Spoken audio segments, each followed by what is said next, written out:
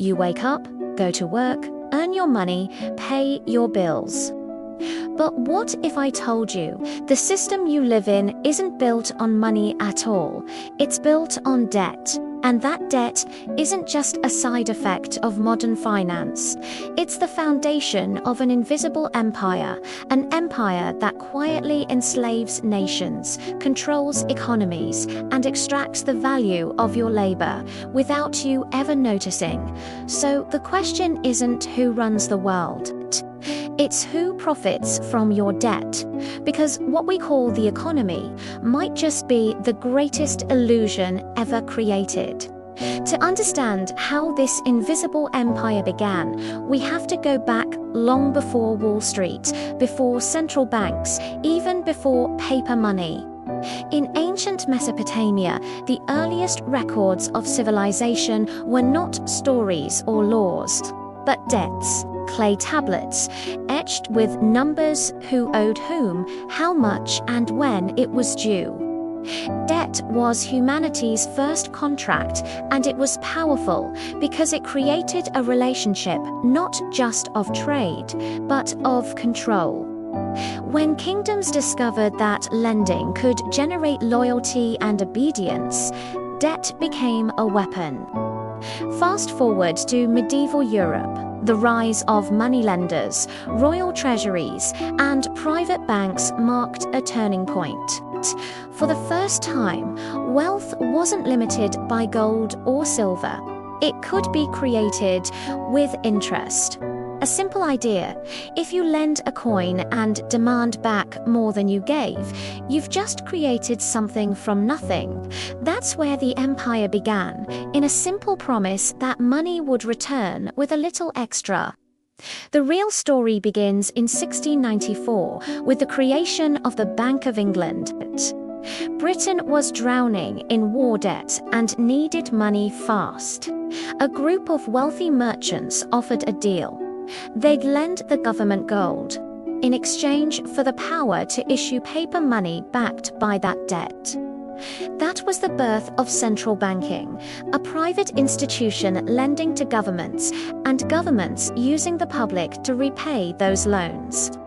From that moment on, every pound, dollar, or franc issued into circulation wasn't wealth, it was debt owed to someone else. The genius of the system: most people never questioned it, because the money in their hands looked real. But behind every note was a liability.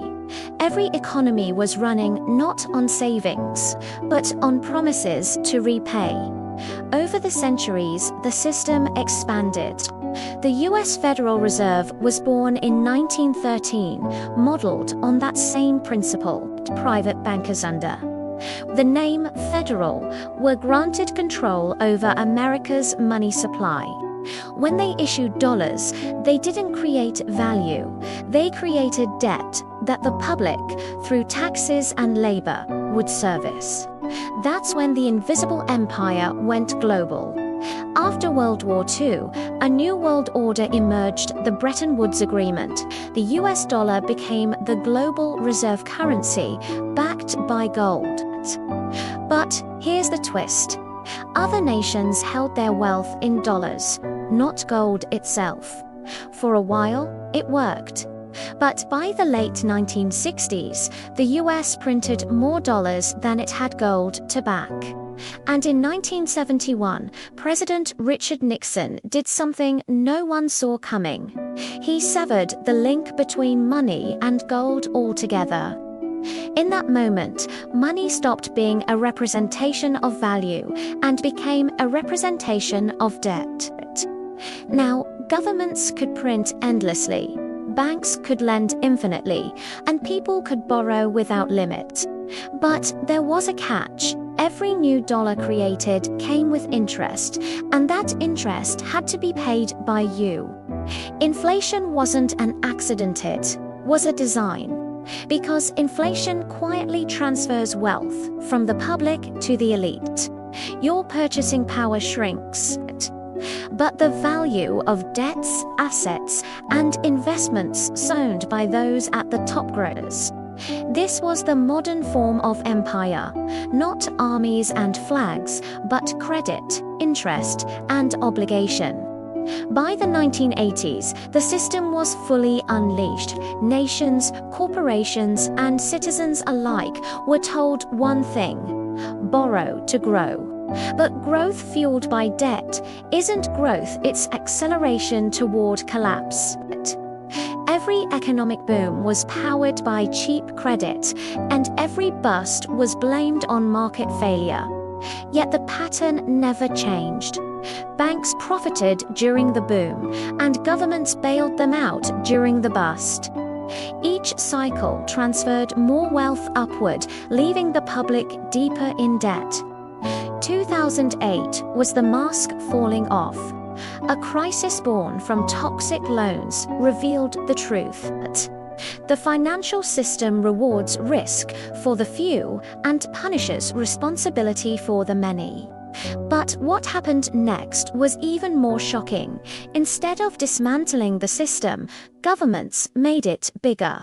Trillions were printed, interest rates were slashed to near zero, and new mountains of debt were built to save the economy. But in reality, it only deepened the empire's reach. Because every printed dollar, every new bond, every credit card swipe is another chain in a system powered by debt, interest, and human labor. Today, global debt has surpassed $315 trillion, 3 times the total value of all goods and services produced in a year. Think about that. We owe more than we can ever produce. That's not an accident, it's architecture. The system demands perpetual growth to sustain itself. But infinite growth on a finite planet is a mathematical impossibility. So what happens next?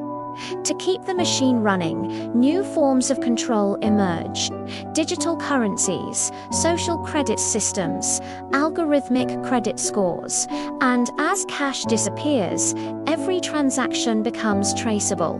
Every financial decision becomes data, and that data becomes power. This is the empire's final evolution. Debt creates dependence. Dependence creates obedience, and obedience keeps the machine alive. So, what do we take from this? Money isn't wealth, it's a claim on future labor. Those who issue it control those who earn it. Debt isn't a floats, the engine of the system. The more we borrow, the more the empire grows. Freedom in a debt-based world begins not with revolution, but with understanding. Because once you see the system, you can step outside of it.